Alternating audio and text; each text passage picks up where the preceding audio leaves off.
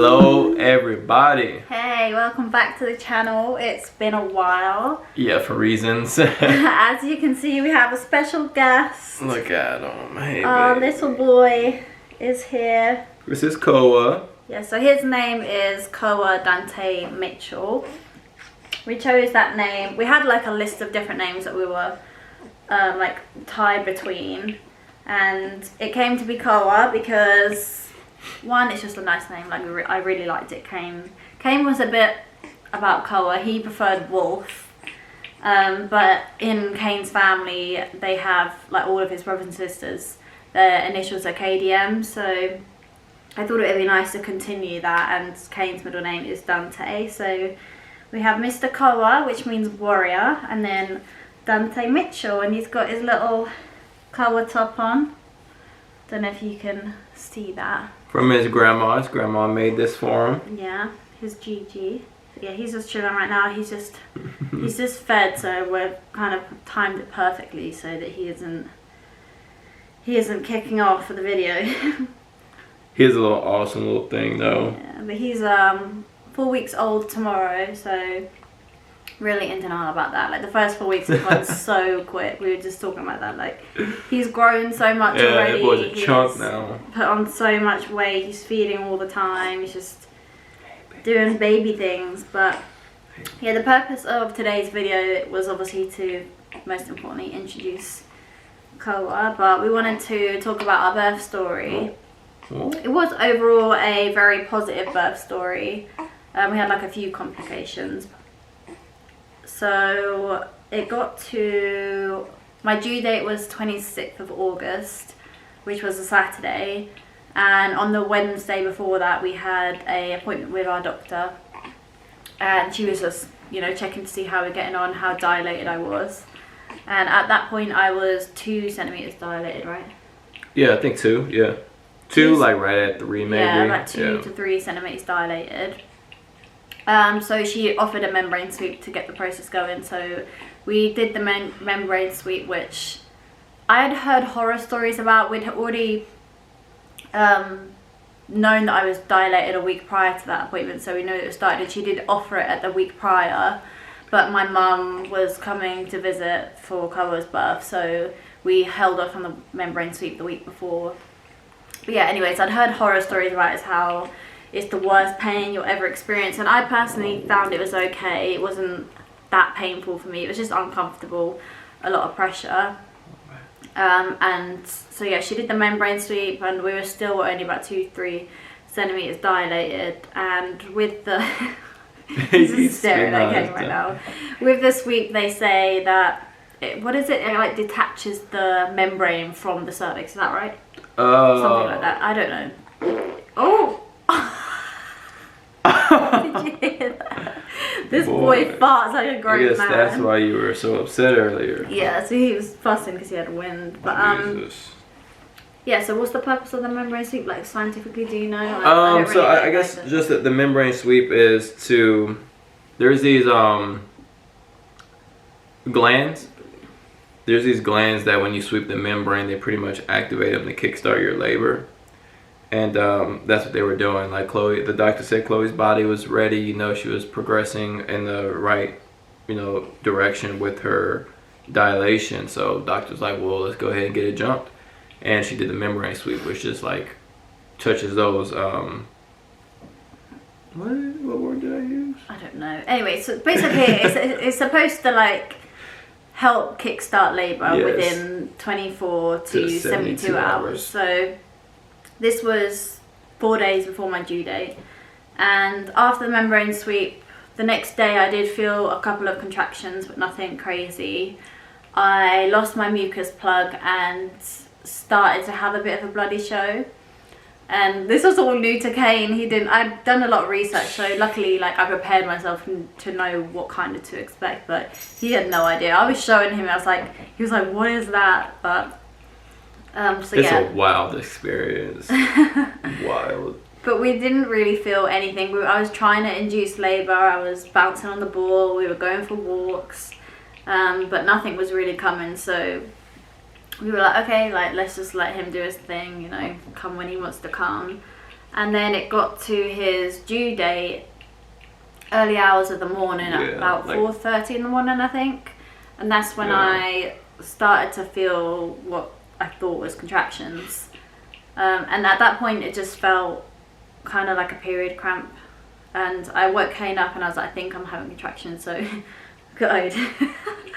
Joining the party. So yeah, I was like, I think I'm having contractions. So boy, you wake up fast. Yeah, you wake up so fast. It was like, oh, we'll lay in bed for a little bit, see how it goes, and we'll start timing them. So at this point, they were like maybe 10 minutes apart, I think, and not lasting for very long. And then within like an hour, they started to get closer and closer. So I hopped in the shower. Kane called the hospital and said, you know, she's having contractions so and so. I think they're about 5 minutes apart on average, and lasting for the up to 45 seconds, I think. So they were like, come in, because we are about 45 minutes away from our hospital. So they said to come in and get assessed and stuff like that and see what's going on. So we packed up the car, got in the car, dropped Odin off, and made our way to the hospital. And at that point, like, it was weird, wasn't it? Because I wasn't in that much pain, so I was like, oh, this is cool. Hey, like, baby. contractions, I got this. That changed. And it was like that for quite a while. So I think we got to the hospital around 8:30, was it? About 8:30 a.m. Yeah, I think around like 8. The 26th of August. So got to the hospital, checked in, and they put us in these kind of like holding rooms where they check your dilation, put you on a monitor, check the contractions, baby's heartbeat, seeing how they're getting on with the contractions.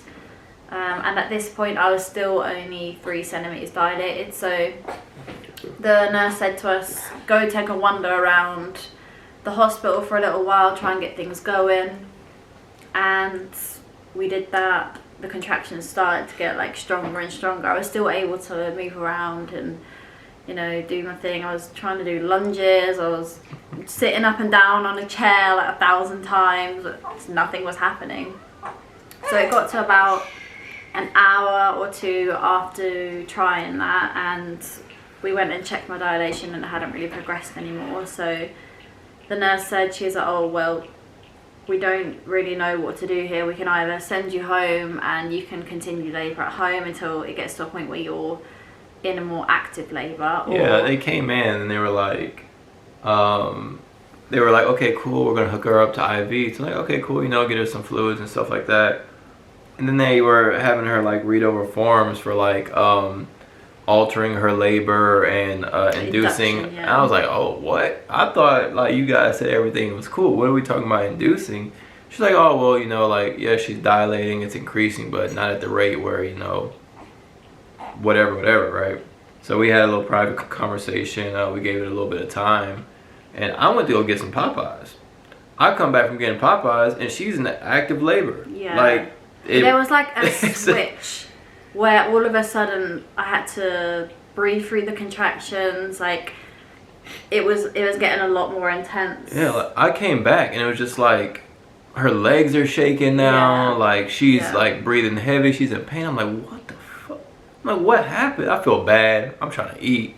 She just went into active labor. It's crazy. Yeah, so at that point, the labor had obviously kickstart naturally itself to go more intense. So they called up to the labour and delivery room, got a wheelchair, and took us upstairs to where we would be for the labour and delivery room.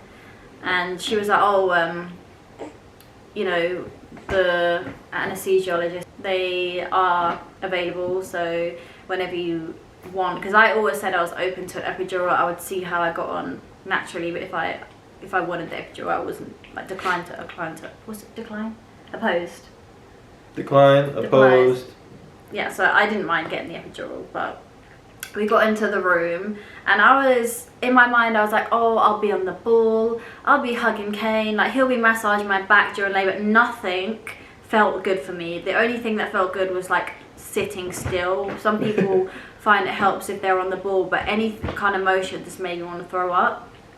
So the contractions were really, really intense at this point, and I was thinking, like, let's just ride it out, like, you got this. I kept saying because we had Kane there and then my mum and his mum, I kept saying, like, I'm a boss bitch, I got this. And then I was like, come on, Chloe, like, who are you kidding? Like, you're in pain here, just tap out. So I said I wanted the epidural, and they were like, oh, it takes up to 30 minutes to get here. But I feel like she was there within like 10 minutes. No.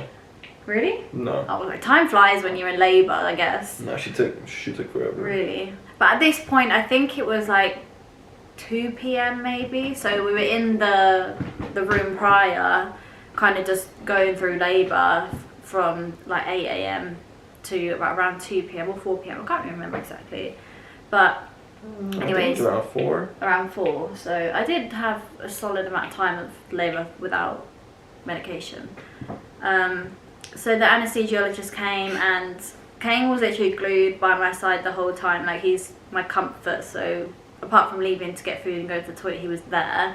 And the nurse was like, for an epidural, nobody can be in the room with you other than your anaesthesiologist and the nurse. And he instantly, like, he does not take shit. He will question people, call them out. He's like, what do you mean I can't be with my wife? But it was fine. The epidural was another thing I really was scared of, because I am such a fan when it comes to needles, blood, anything like that. So obviously they say the needle was like this big and the epidural was the worst thing, but I personally didn't feel a thing. They didn't see the needle either. They come behind you, you hold on to the nurse, bend over, and then they put some small injections in to numb the area, and then epidural goes in. Didn't feel a thing.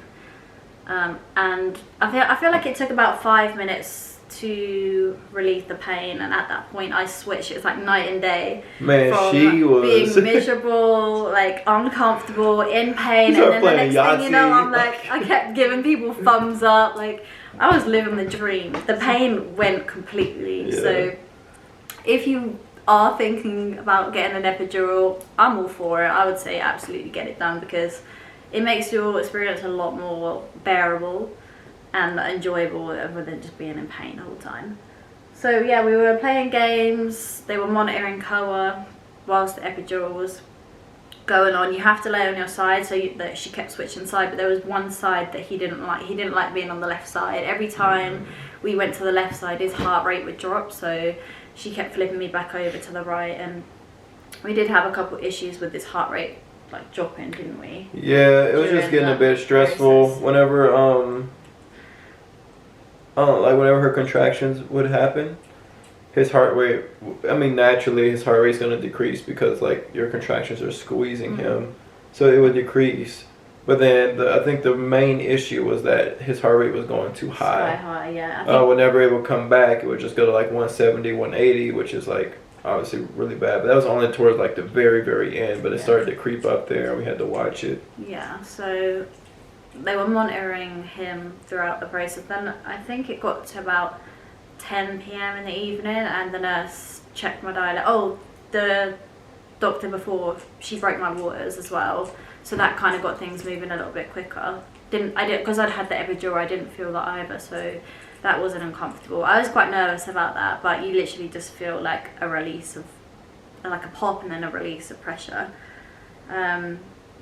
So yeah, we got to 10 p.m. and they checked the dilation, and she was like, right, you're 10 centimeters dilated, you're ready to go. Let's do some practice pushes. And we did that, started pushing. It's really weird when you've got an epidural, because you are basically numb from the waist down, to kind of know how to push, because you can't really feel the pushing, you know, you can't feel yourself working. It's kind of just like squeezing and hoping you're doing it right. But we tried a few different positions, and the one that worked best for me was legs like coming towards my tummy, and then my mum and Kane's mum were like pushing me up so that I could get that extra force. In regards to the people in the room, we originally just wanted me and you, didn't we? Yeah, it was beneficial. That was our discussion, but it got to the time when we was in the labour and delivery room, we had Kane's mum and my mum in there, and I just thought to myself, I was like, I don't feel uncomfortable. I feel it's actually quite comforting having people I know instead of random people. Like, I'm quite a socially anxious person, so it felt more relaxed for me to have people I knew helping out than people I didn't know. So we actually ended up having them in the labour and delivery room for the whole thing, which was nice for them too. But anyways, the OB/GYN came in and started to help push. And this is where things got like a little bit complicated.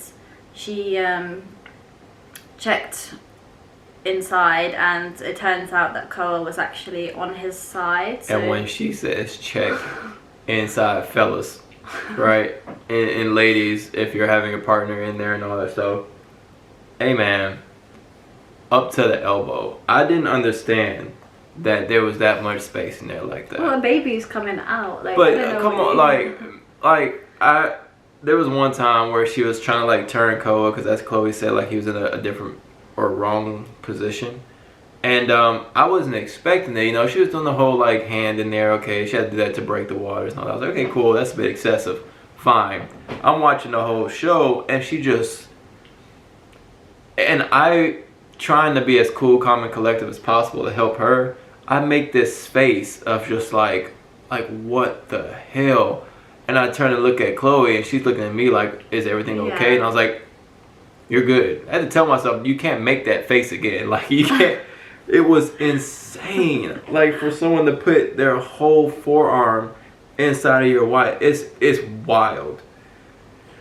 Yeah, that's what I was just replaying in my head. If y'all saw me wandering off, like, that's crazy. That's the one thing that traumatized came. I was like, a baby came out of me. Of course, a hand is gonna, or elbow is gonna get up there, but it's crazy.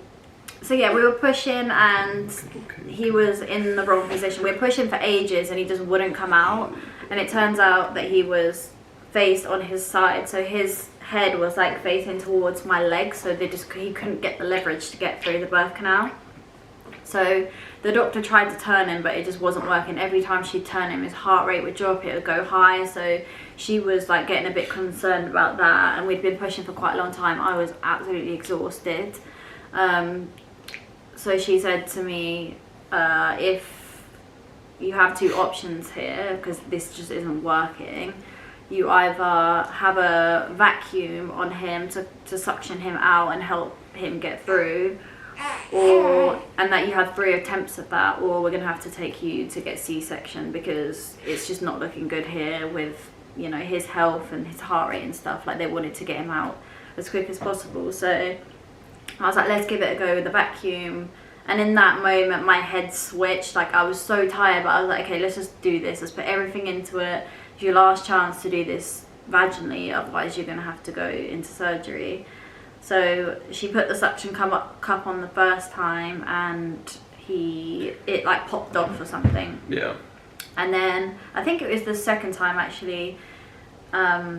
She put it on, push, and then out he pops, like just like that. It was crazy. It was crazy. Seeing his head just half of it out, half of it in. I was like, what is going on? He's staring. He was so cute. And then when she pulled them out, like, I'm sitting here just dumbfounded with everything. She's like we had a whole plan. I was gonna catch him and then put him on her chest and all that stuff. But like, with how tired Chloe was, and now we're using a suction cup, my main focus was just like, make sure mom was okay, make sure baby's okay. So like, when the baby started to come out, she's like, yes, finally. I forgot I was supposed to even catch the baby. The nurse was like, do you want to take him? The nurse was like, do you want to catch him? Like, he's like halfway out of Chloe, and she like stopped everything. I was like, do you want to catch him? I was like, oh shit, yeah. Yeah, he didn't have scrubs on or anything. She's like, do you have gloves on? Do you have scrubs? I was like, no. She was like, just do it. She was like, all right, come on. So I just like caught him with all of the baby gunk all over me and my shirt, and put him on Chloe. We cleaned him up, and yeah. And that was so we went into labour 26th of August for 4:30 a.m. and he was born 27th of August 1:05 a.m. So it was a really long labour and a quite long time pushing. It was from like 10 p.m. till 1:05 a.m. So yeah. At that point everybody was just so relieved. Like, obviously we had the emotions of Cole had just been born, but it was also relief of like, okay, finally, like, he's here, he's safe, I'm safe. Like, we were all just crying our eyes out. Boy, I cried. Yeah, so it was. And they put him on my chest, and it was just such like a surreal feeling. Like, I don't think anyone could ever know that feeling until you've gone through it, but it's literally crazy. They did have to take him off me like pretty quick after to just, you know, check him over, because he did poo on the way out, obviously with like the stress of the vacuum and stuff, and he, bless him, had like abrasions on his head. His head was like a little coated, like, because they had to, you know, suction him out. It's all good now though. They were doing checks on him, and I think it only took like 5 minutes, but it literally felt like forever. Like I was staring, because Kane kind of wanted to check on Koa. He was over there with Koa. My mum stayed with me checking I was okay, and Kane's mum was with him and Koa as well. So I felt like they were over there forever. I was just crying, like staring at them, like making sure he was okay. But he was all fine. He's happy and healthy. He was born at 7 pounds 11 ounces. So he was a pretty chunky boy. And obviously I'm so petite frame, so that probably didn't help with getting him out as well. He has quite a big head too, because of his dad. But yeah, that was kind of the birth story. We obviously had a few complications, and then after them I did have a 2nd-degree tear, so they had to sort that out and stuff. But overall that wasn't too bad. The recovery is, you know, it's a lot for, you're not really kind of prepared for recovery emotionally, I would say, more than physically. The physical side of it, yeah, it's tough, you're uncomfortable, you're in pain. I also did have a quite badly bruised tailbone because of the way he came out. They say it's quite common when they have to do forceps or vacuum because it's coming out so quick. It did bruise it quite a lot, so I couldn't really walk for quite a while comfortably or sit.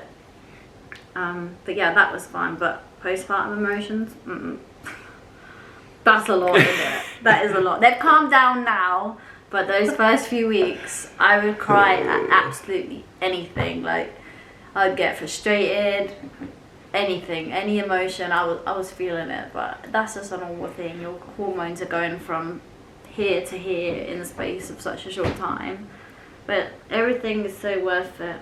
We got this little man here. Oh no, 100%. Like it was a journey, you know. Like it's just so insane. Like around Christmas is when I found out. 9 months later, here he is, and like it's insane. It is cool. Yeah, but any advice I would say if you're going into labor would be eat when you're in early labor, because when I went into labor, it was obviously really early in the morning, so I think I had like a bowl of cereal and a few snacks, which obviously isn't enough to get me through. And then they tell you to eat light during the early labor anyway, so I was like snacking a little bit, but because you're in pain, your adrenaline's going, like the last thing you think about is eating. So I would definitely say eat more, just so you have the energy for pushing, because I feel like the tiredness plus the lack of energy because of no food, that's what really didn't help me in the pushing process. And obviously it was such a long time of pushing. And also, if you get the epidural, take the time to sleep if you can, because I didn't. We were playing Yahtzee, like we were just so excited, and obviously we had like a few things that we were thinking about with his heart rate. I just couldn't sleep, so I'd gone such a long time with no sleep, so that just made me absolutely exhausted. And also epidural shakes, they are a thing. Oh my goodness. I could not control, because I was shaking a little bit before I got the epidural, because I think it was just adrenaline. Jesus. But yeah, I had heard about the epidural shakes, and I didn't know if everybody got it, but I did. And I was uncontrollably shaking, like my teeth were chattering. It's like almost when you see someone going into like getting frostbite or hypothermia, like, but times 10, like hard whole body shakes. It was super scary for me. But then the nurse came in and was like, no, it is actually pretty common, you know, it's nothing to worry about, it'll subside. Yeah, that prevented me from sleeping a lot too. So but yeah, overall that was our birth story. I honestly do believe, like, I haven't been at any other births, right? No, you know, it makes sense. But for what you did and how you handled it and everything, you know, I am really proud of you. You did a great job. Even when Cole was born, I'm sitting here in between, like, trying to figure out, okay, do I need to go over here? Do I need to go over there? And I'm just sitting there like, oh, I'm so happy. I'm so proud of you, Chloe. Koa crying. Like, it was just like my emotions and everywhere. I took my shirt off. I was walking around with my shirt off. Just wait. I don't know. It's crazy. That's because you wanted to do skin on skin though with him. Yeah. Doctors asking me. People are like, "Do you want to look at the placenta?" I'm like, "Oh, okay, yeah, okay, that's cool." Chloe, I'm proud of you. Koa, are you okay? I'm just everywhere. Yeah, but it is we're lucky to have had like a positive experience. I know not everybody is fortunate enough to have that, but he's here and healthy, and that's all that matters. I'm healthy. Yeah. We made it. Everyone's good. He's been through all this little first round checks. He has another doctor's appointment next week, but you're eating, you're shitting. For sure. So everything seems to be working. But yeah, well, the next video we're gonna do will be his nursery reveal. We're holding off on that because we hadn't announced his name yet, and his nursery has his name all over it. So that'll be our next video. But we hope you enjoyed that, and if you are pregnant or coming to deliver your baby soon, good luck. You got this. Let's say goodbye. Our bodies are designed to do it. Yeah, your bodies are designed to take a whole arm, so you'll be good. To birth a whole baby. But yeah, thank you for watching, guys. Thank you, everyone. We'll see you soon. Peace. Bye-bye.